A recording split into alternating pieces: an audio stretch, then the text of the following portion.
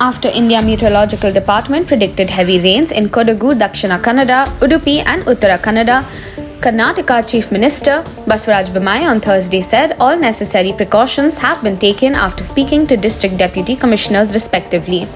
Speaking to ANI, the Chief Minister said, as per IMD, heavy rain is predicted in Kodagu, Dakshina Kannada, Udupi and Uttara Kannada. All necessary precautions have been taken after speaking to Deputy Commissioners.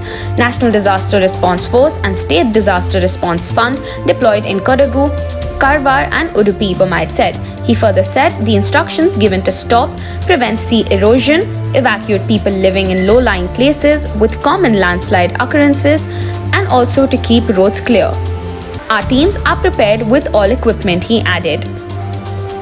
With a red alert issued by IMD amid heavy rains in Udupi, the district's Deputy Commissioner Kurma Rao M declared a holiday for Anganwadi schools and colleges on Thursday.